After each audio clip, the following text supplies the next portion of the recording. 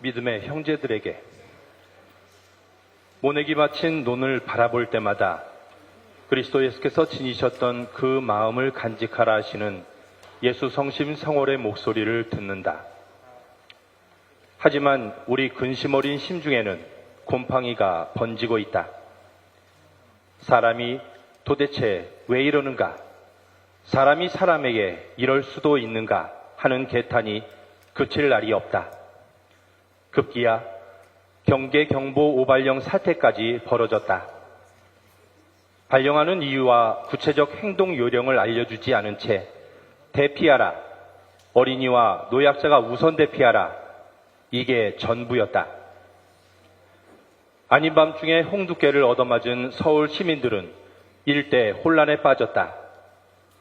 우발적 실수였을까? 머지않아 닥칠 파국을 미리 보았는지도 모른다. 침몰하는 난파선, 대한민국. 막연한 불안이 아니라 각종 지표와 수치가 시시각각으로 경고하는 바다. 세계 경제가 불황이므로 우리도 어쩔 수 없다는 변명은 거짓말이다. 코로나 이후 경제협력개발기구 주요국들의 성장률은 크게 향상되었는데 우리만 장기 침체 국면에 빠져들고 있다. 일본마저 제칠 기세였던 수출 강국 코리아가 15개월 연속 무역 적자, 수출 8개월째 감소, 세수마저 크게 줄어서 1분기에만 마이너스 24조 원이다. 대한민국 1호 영업사원을 자임하는 대통령이 미국과 일본 따르기에만 골몰하는 속칭 몰빵 외교를 감행하면서 벌어진 참사다. 그가 한미일 삼각동맹을 기정사실로 만들자 지난 30년간 최대 흑자를 안겨주던 중국은 최대 적자국으로 돌아섰다. 소득, 소비, 소매, 생산, 수출, 재정, 복지 모두 감소 추세다. 늘어난 것은 팔지 못해 쌓이는 재고뿐이고 가계와 기업의 소득, 정부의 수입이 뚝뚝 떨어지고 있다. 이 와중에도 그는 무기 구매로 18조 원, 투자 명목으로 133조 원을 미국에 쏟아주었다. 그런데 미국은 중국 배터리 기업까지 보조금 지급 차종에 포함시켜주면서 한국만큼은 제외시켰다. 한국이 중국과 등지기로 작정한 것과 달리 두 동맹은 이상한 행보를 취하고 있다. 미국은 중국을 변함없이 교역의 최대 파트너로 중시하고 있으며 누군가 팽개치고 떠난 중국 시장에서 뜻밖의 횡재를 만난 일본은 잃어버린 30년을 끝낼 대반전의 서막이 열렸다며 고문되어 있다. 일본이 정상회담을 목표로 북한과 고위급 협의를 제안하고 북한이 이에 선뜻 화답하고 나섰다는 사실이 더욱 놀랍다. 어느 장단인지도 모르고 최전방 돌격대로 나섰던 한국만 허공에 주먹질하는 꼴이 됐다. 한 달 후 일본이 방사능 오염수 해양 투기를 개시한다. 오염수 방류는 인접국에 대한 폭거라며 규탄 결의안까지 냈던 국민의힘이 얼굴을 바꾸었다. 후쿠시마 오염수를 1리터를 마셔도 된다는 영국 교수를 불러다가 자민당이나 할 법한 망언을 대신해 주었다. 이에 정부는 용어부터 처리수로 바꾸는 방안을 검토하겠다고 맞장구 쳤다. 괴이하고 야릇하다. 신용으로라도 국민 건강과 생명을 책임지겠다고 해야 할 정부와 여당이 대놓고 일본 앞잡이 행세를 한다. 언론들도 손바닥을 뒤집었다. 삼중수소 못 걸러낸다. 방류시 7개월 만에 제주에 온다. 일본은 오염수를 처리수라 부르지만 전문가 생각은 다르다 하고 떠들던 신문이 후쿠시마 오염수 방류 앞두고 괴담으로 수선하다. 당장 삼중수소 오염수가 우리 바다를 오염시켜버릴 것처럼 야단덥석이라고 꾸짖고 있다. 사찰단은 검증 장비를 가져가지도 민간 전문가를 동행하지도 오염수 시료를 채취하지도 않았다. 명단도 일정도 꽁꽁 감추었다. 드디어 일본 군함이 전쟁 범죄의 상징 우길기를 달고 부산에 입항했다.